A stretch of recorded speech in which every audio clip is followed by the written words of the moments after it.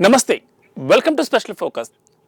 కొందరు వ్యక్తులు స్వామీజీలు బాబాలుగా అవతారమెత్తి వారు చేసే పనులు ఆశ్చర్యంగాను నవ్వు తెప్పించేవిగాను ఉంటాయి. మరికొందరు భక్తి పేరుతో తమ వద్దకు వచ్చే భక్తులను శారీరకంగా మానసికంగా వేధిస్తూ ఉంటారు.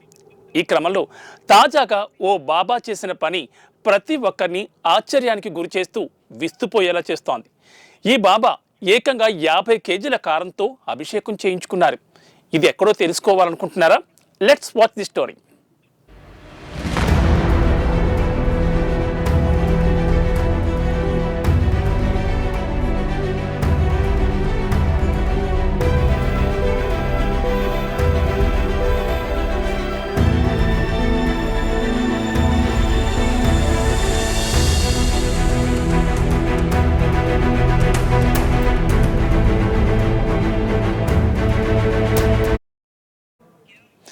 ఏలూరు జిల్లా దొరసానిపాడులోని శ్రీ శివదత్తాత్రేయ ప్రత్యంగిర వృద్ధాశ్రమంలో దేవి ఆవాహనలో ఉన్న శివస్వామిని భక్తులు పెద్ద ఎత్తున కారంతో అభిషేకించారు. ప్రత్యంగిరి దేవి ఉపాసకులు శివస్వామికి గ్రామస్తులు భక్తులు ఎర్రని కారంతో అభిషేకం నిర్వహించారు. ఈ కార్యక్రమంలో భాగంగా ముందుగా శివస్వామి ప్రత్యంగిరి దేవికి పూర్ణాహుతి హోమాన్ని జరిపారు. అనంతరం ఆయన ప్రత్యంగిర దేవిని ఆహ్వానం చేసుకుని దీపోత్సవాన్ని ప్రారంభించారు. అనంతరం దేవి ఆవాహనలో ఉన్న శివస్వామిని భక్తులు పెద్ద ఎత్తున కారంతో అభిషేకించారు.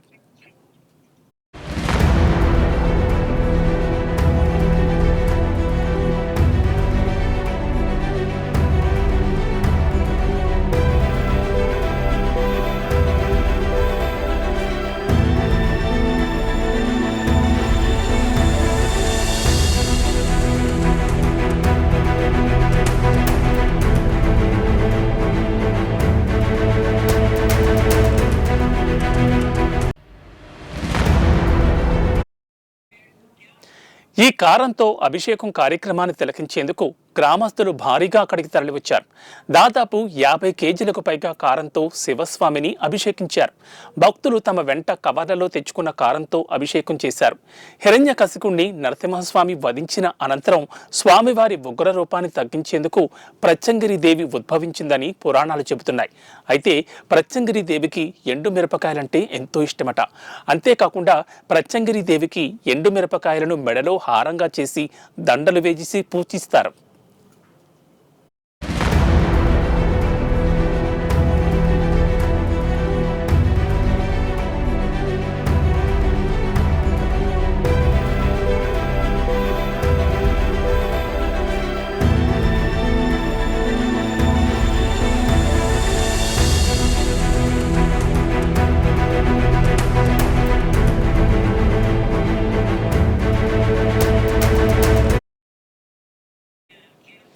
శివస్వామి ప్రత్యంగిరి ఆవాహనలో ఉన్న సమయంలో అభిషేకిస్తే వారికి బాధలు కష్టాలు తొలగి శత్రు వినాశనం జరిగి లక్ష్మీ కటాక్షం పొందుతారని నమ్మకం అని చెప్తున్నారు. అంతేకాకుండా దేవికి ఇష్టమైన ప్రసాదంగా కారాన్ని ఉపయోగిస్తారని, ప్రతి సంవత్సరం కార్తీక మాసంలో కార్తీక బహుళ తదే రోజున కారంతో అభిషేకం చేయడం ఆనవాయితీగా వస్తుందని చెప్తున్నారు. 29 ఏళ్లుగా హైదరాబాద్లో కారంతో అభిషేకం నిర్వహిస్తున్నారు. అలాగే ద్వారకా తిరుమల మండలం దొరసానిపాడు శ్రీ శివదత్త ప్రత్యంగిరి వృద్ధాశ్రమంలో 2వ ఏడాది కారంతో అభిషేకం చేస్తున్నామని శివస్వామి అన్నారు.